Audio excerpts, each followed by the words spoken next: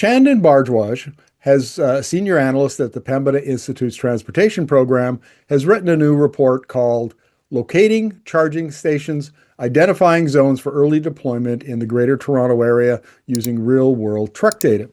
Now, that sounds a little nerdy, and that's great because that's exactly the kind of conversation he and I are going to have. So welcome to the interview, Chandan. Thanks for having me. Well, I want to do this interview in kind of two parts because I had almost the identical interview with a fellow earlier today about the American market. And he argued that the electric trucks, for the most part, class 6 to 8, so we're talking delivery vans and we're all the way up to class 8 semi-truck long haul trucks, they're now competitive. Or they very soon will be competitive. And fleets are starting to electrify down in the US, but that takes a different infrastructure. You have to have chargers and you have to have a bigger electric supply into your charging area and on and on and on. And so before we talking about locating chargers, which is the study of subject of your study, I want to talk about that more general electrification of commercial trucks. What's your take on it? So, in fact, I mean, that's a good question because in June 2025, just a couple of months ago, we published a report titled Electrifying Fleet Trucks, where we show that about a third of all commercial MHDVs in Ontario, in the GTHA, Greater Toronto and Hamilton area, are suitable for electrification. We looked at their duty cycles, we looked at their return to base operations, etc. So we looked at real world truck travel data, and we found that yes, commercial MHDVs are ready to electrify right now. Now that's very interesting. And I would imagine in the course of that study that you talked to fleet operators, folks who actually own the vehicles and are looking to transition. What are they saying about electrification? So I want to clarify that we looked at data from telematics data. So trucks are fitted with telematics devices. You can assess where they are going. And so we use anonymized truck travel data to get to our insights in that report. And when we are speaking to the truck operators, so we get mixed opinions. The larger fleets, the Purolators of the world, the UPSs, the Canada Post, they are a lot more willing. The smaller fleet operators are a little more skeptical. My sense is that as the awareness grows, then they too will be willing to adopt this new technology.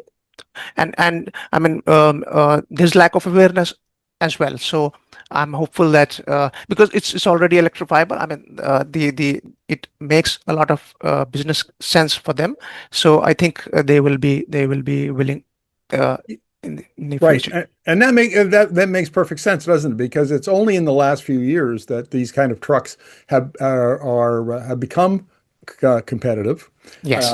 So it makes sense that not everyone would know this at the same time, and it also makes sense because I think it's true. Most clean energy technologies cost more upfront, and then you save on the operating side. And so, if you're a small firm, the upfront capital expenditure would be more daunting for you than if you're a Purolator or a FedEx or a Canada Post. But absolutely.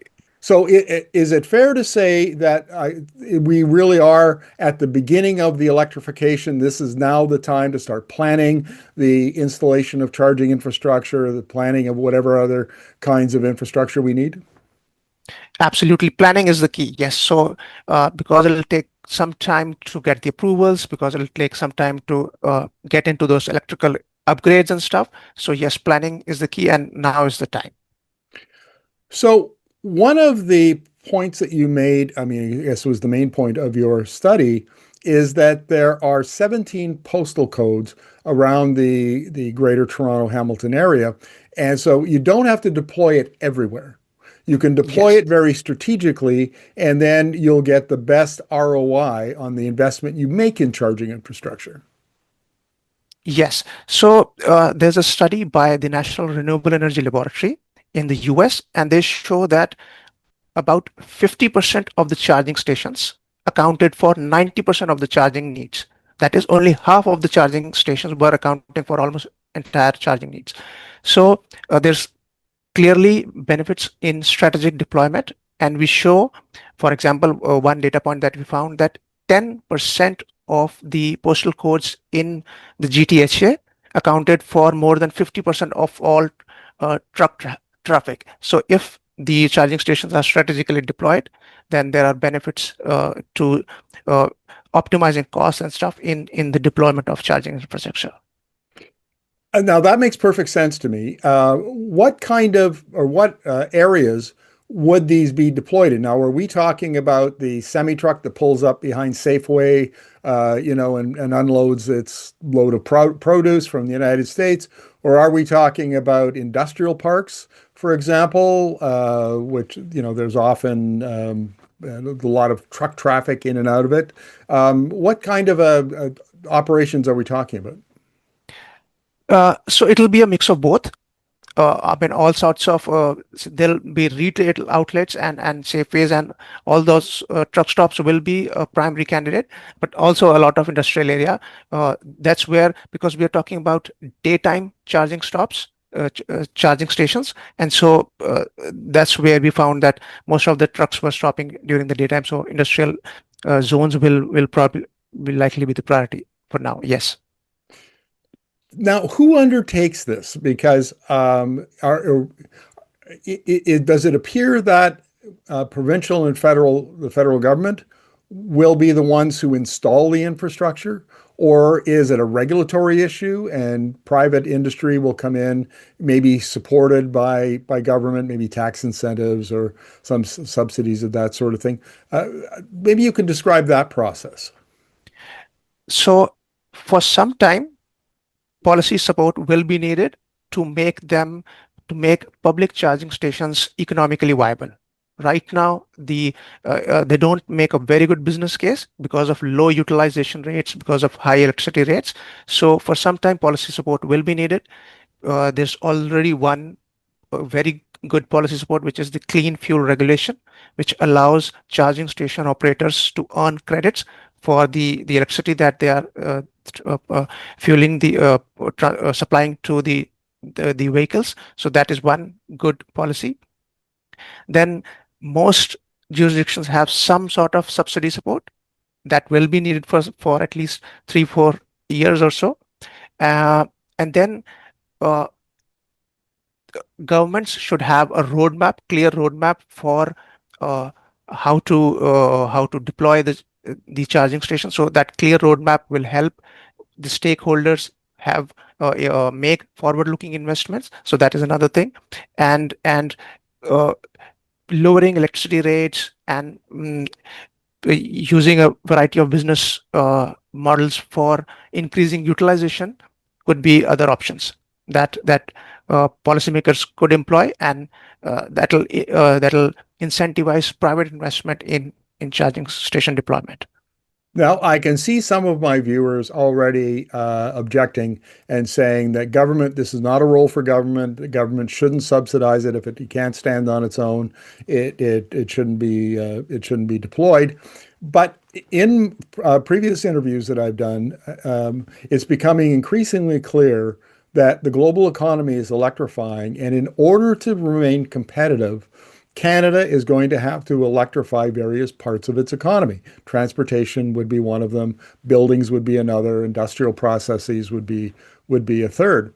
And therefore, it's in the public interest that the electrification take place as quickly as possible so that our businesses, our workers enjoy the benefit of those lower costs so that we remain competitive, keep our standard of living. And is that the justification here? I mean, is there any kind of a debate going on, or is it generally accepted that government should have a role and should pay some of the bill for installing this infrastructure? Yeah, so that is a great question, actually. So we call it a market failure when the market is like suppliers and consumers and buyers and producers are not able to supply the adequate amount of a public good. Then the government needs to intervene for a short while, create that market, and then uh, come out of that. So we know that there are infrastructure failures, which means that the incumbent infrastructure facilitates more and more use of gasoline and diesel trucks, which create local air pollution. So to address that, yes, you need some policy support for a limited period of time, create that market, and then the government can step back. We keep here at Energy Media, we keep track of what's going on in China, where they're already electrifying their Class 8 semi trucks, their long haul trucks, and they've been for some time now electrifying their medium duty, sort of the local delivery and garbage trucks, that sort of thing. And it looks like they've reached some sort of critical mass where it's going to take off into mass adoption. Are we there yet in Canada, or do we have some time to go before we see these commercial vehicles, every electric commercial vehicles everywhere? So again, we can employ a staggered approach. So maybe long hauls are not quite there yet, but urban delivery trucks are definitely, I mean, the amount of their duty cycles, daily duty cycles are quite favorable. Their the the electric ranges of commercially available trucks that we have in Canada is good enough to satisfy the duty cycle needs. So certain use cases make a lot of sense already. Yes. So mass adoption in certain use cases, it can happen now. I mean, of course, you need to look at total cost of ownership.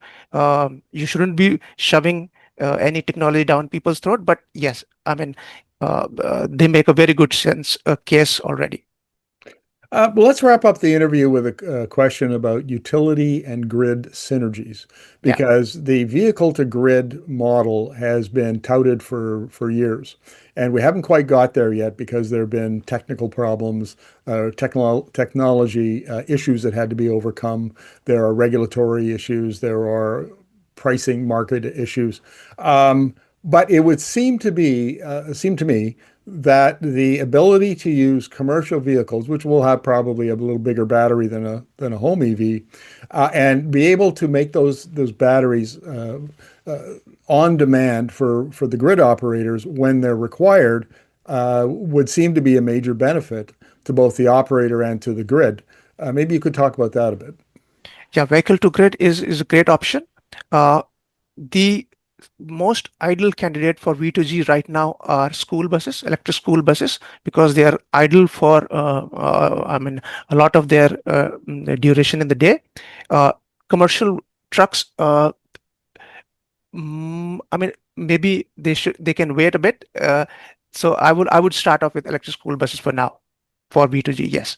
But it is a very promising technology, and it could be hugely beneficial in the coming years. Great. Chandan, thank you very much for this. Really appreciate it. Thanks a lot.